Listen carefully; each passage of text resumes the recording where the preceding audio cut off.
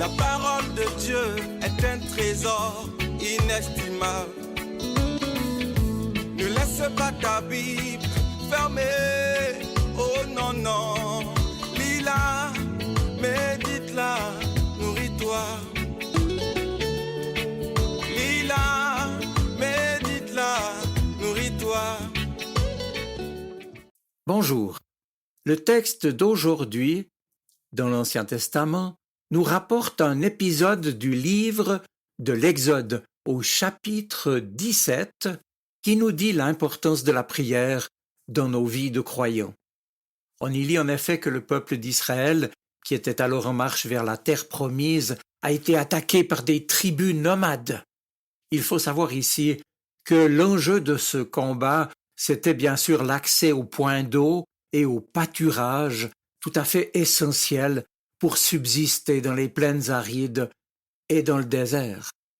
Bref, au cours de cette bataille, il nous est rapporté que Moïse, sur un point dominant, s'est tenu en prière au haut d'une colline, les mains levées au ciel.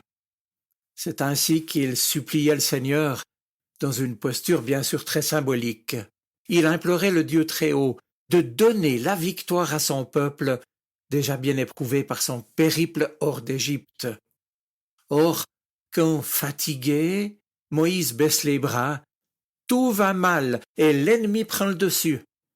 Alors, il se fait aider par deux de ses compagnons, Aaron et Our, sur lesquels, c'est le cas de dire, il peut s'appuyer pour garder alors les bras levés.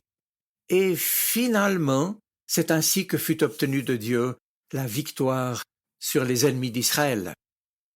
Mes amis, ce récit me semble riche d'enseignements pour nous aussi, si souvent confrontés à des combats difficiles qui, sans l'aide du Seigneur, seraient à coup sûr perdus d'avance.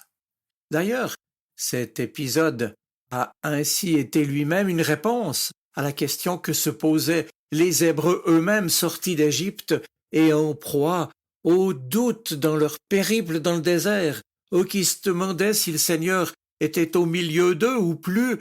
Peut-on compter sur lui? Nous a-t-il abandonnés? Ces mêmes questions que nous aussi parfois pouvons nous poser.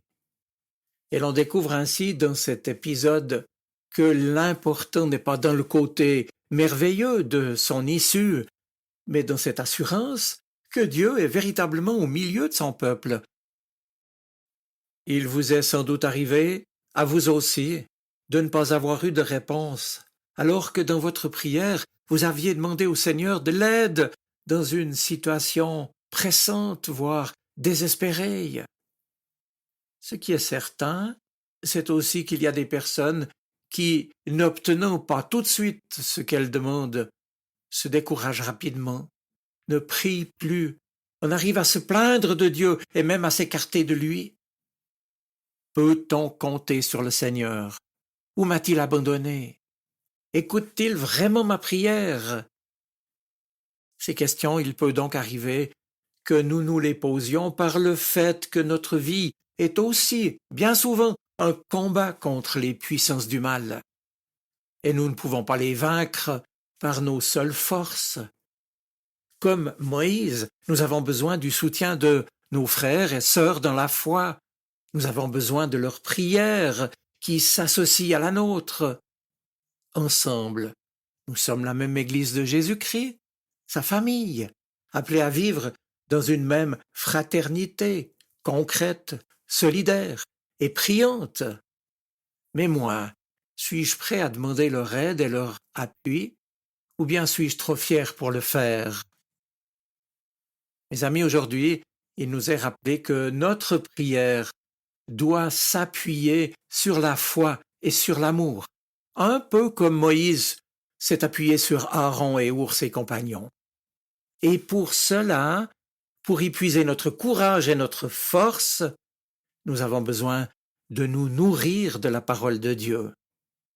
Or, hélas, on constate aujourd'hui que certains ont tendance à négliger et à se priver de cette lecture de la Bible, et en particulier de l'Ancien Testament.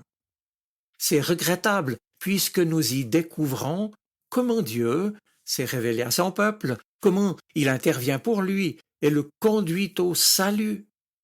Ce que nous y trouvons, c'est une parole qui nous est transmise à nous aussi pour nous faire vivre et nous donner un avenir.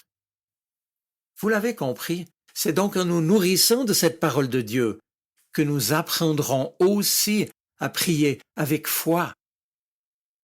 Dans cette même perspective, les évangiles nous rapportent des événements de la vie de Jésus et des paraboles dans lesquelles il insiste sur l'efficacité de la prière et de la confiance en Dieu.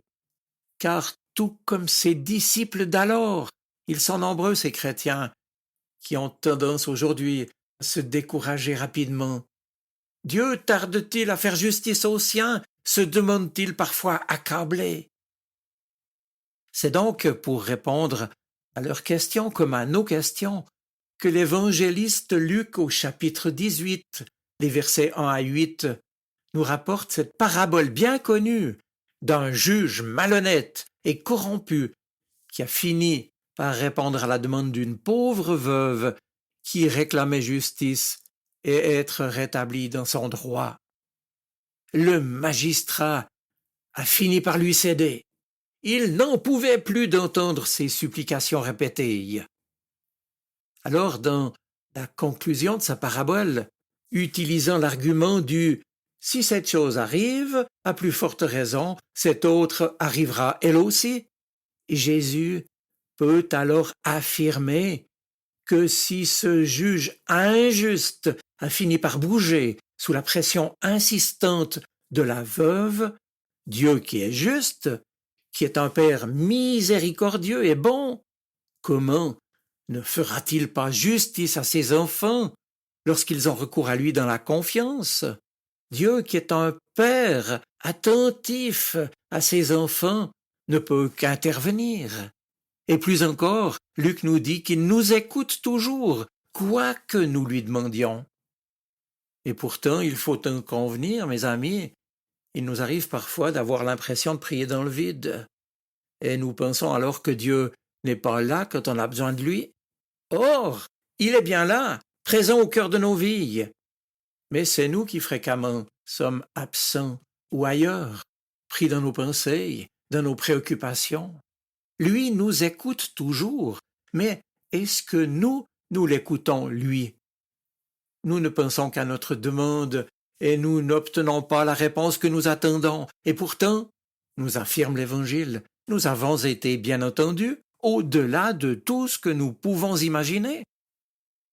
Mes amis, le but de la prière n'est-il pas de nous ajuster chaque jour à ce Dieu qui est là, amour, et qui prend soin de nous? Ne restons pas centrés sur nos demandes, car le plus souvent, il a bien mieux à nous donner, et il ne demande qu'à nous combler. Mais alors souvenons-nous aussi que la parabole de Luc 18 se termine par une interpellation, par une question posée à tous. Quand Jésus reviendra, trouvera-t-il la foi sur terre? En d'autres mots, et toi maintenant, es-tu prêt à lui faire confiance malgré tout? Moïse était fatigué, mais il a accepté de se faire aider par Aaron et Hour, ses compagnons. Il s'est appuyé sur eux pour continuer de prier avec eux, pour que le Seigneur intervienne. Ils auraient pu se décourager, renoncer, baisser la tête et les bras. Car on le sait, le pire ennemi de la foi, c'est le découragement. C'est quand on se dit que Dieu n'est pas là ou qu'il nous a abandonnés. Eh bien, Jésus nous met en garde contre ce danger. Il s'agit de lui faire confiance, de croire malgré ce qui s'oppose à nous et de persévérer dans la prière. C'est alors crier vers Dieu sans baisser les bras. Et c'est ici encore l'exemple de cette humble veuve qui peut nous apprendre l'obstination et la confiance que Dieu sait toutes choses et qu'il ne nous abandonne pas. Jésus nous assure que Dieu, en effet, nous entend dès le premier instant, y compris dans nos instants de fatigue et de découragement et lorsqu'il nous semble que notre prière soit inefficace. Cela dit, tel est mon propos. La prière n'est pas une baguette magique qui pourrait réaliser tout ce qui nous passe par la tête. Et si le découragement est bien le plus grand ennemi de la prière, surtout dans notre culture, dans notre société de l'immédiateté, où il suffit d'appuyer sur une touche pour obtenir tout de suite. Non, la prière, si vous me passez l'expression, ne marche pas ainsi. Nous ne prions pas avant tout pour obtenir quelque chose, mais pour rencontrer le Seigneur.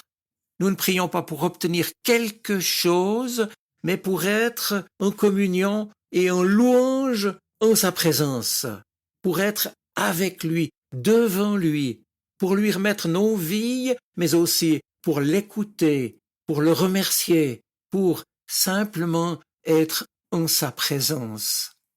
Et c'est, mes amis, la prière qui nous met à l'abri du découragement, en gardant allumée la lampe de notre foi, en gardant vivante la flamme de notre espérance. Et c'est encore la prière qui garde en nous un cœur d'enfant, certain de l'amour de notre Père.